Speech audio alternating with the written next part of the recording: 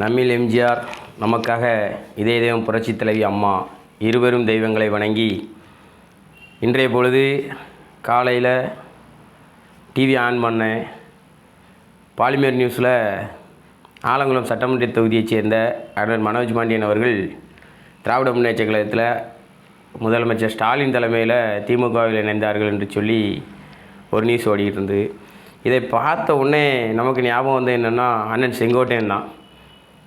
ஏன்னா இக்கரைக்கு அக்கறை பச்சை அப்படிங்கிற மாதிரி அதுக்கு ஃபுல் விளக்கம் என்னென்னா, ஒரு களத்தங்கரை ஓரத்தில் ஒரு 5 எருமை மாடு மேய்ஞ்சிக்கிட்டு இருக்குமா.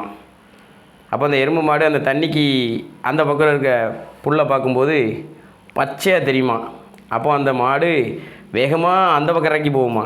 அந்த கரையிலேருந்து இந்த கரையை பார்க்கும்போது இந்த கரை பச்சையாக தெரியுமா. அப்போ இந்த கரைக்கு நீந்தி வருமா. இந்த போல் நீந்தி நீந்தி நீந்தி வந்து கடைசி வரை அது பசிக்கு மேயாமல் பட்னியாக வீட்டில் போய் படுக்குமா. அதே கதையில் அண்ணன் செங்கோட்டையன் அவர்கள்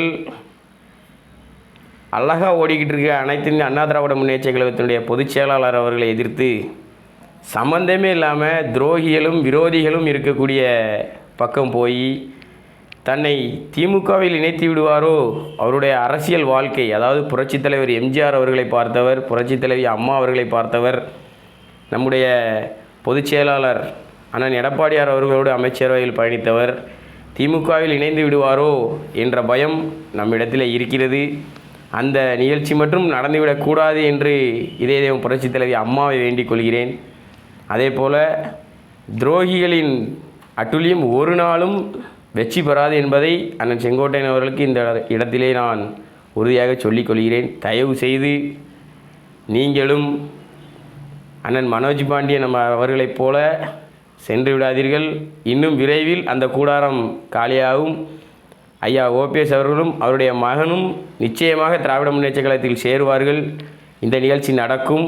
அதே போல் அமமுக என்ற கட்சி அனைத்து இந்திய அண்ணா திராவிட முன்னேற்றக் கழகத்தை எதிர்த்து ஆரம்பிக்கப்பட்ட கட்சி. அந்த கட்சியும் நிச்சயமாக திராவிட முன்னேற்றக் கழகத்தில் கூட்டணி வைத்து அதிமுகவை எதிர்த்தாலும் அது ஆச்சரியப்படுவதற்கு இல்லை. நிச்சயமாக நடக்கும். காரணம் என்னவென்றால் அவர்கள் முதலிலிருந்து சொல்லுவதே எங்களுடைய எதிரி அதிமுக எடப்பாடியார், அதிமுக எடப்பாடியார். திராவிட முன்னேற்றக் கழகத்தை அவர் சொல்லவே இல்லை. அவர்கள் அசால்ட்டாக சொல்லுவார். 26 திராவிட முன்னேற்றக் கழகம் தான் மீண்டும் வெற்றி பெறும் என்ற உறுதியோடு அவர்கள் இருக்கிறார்கள். அவர்கள் வெற்றி பெற வேண்டும் என்பதற்காக அவர் இருக்கிறார்கள்.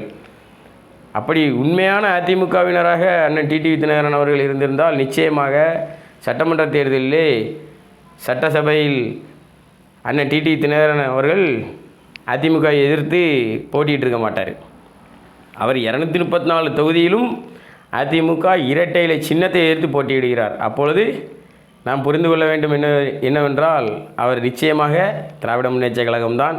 அண்ணன் செங்கோட்டையன் அவர்கள் தங்களுடைய வாழ்க்கையை, அரசியல் வாழ்க்கையை இதோடு முடித்து கொள்ளாமல் மீண்டும் தொடர வேண்டும் என்று சொல்லி உங்களிடத்தில் கேட்டுக்கொள்கிறேன். நன்றி, வணக்கம்.